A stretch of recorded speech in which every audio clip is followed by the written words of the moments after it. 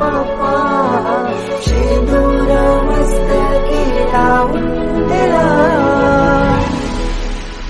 माझा बाप्पा किती गोड दिसतो, माझा मोरया किती गोड दिसतो, माझा बाप्पा किती गोड दिसतो, माझा मोरया किती गोड दिसतो. सुंदर निरागस रूप आहे तुझे, भक्तीत तल्लीन झाले मन माझे. सुंदर निरागस हे रूप तुझे, भक्तीत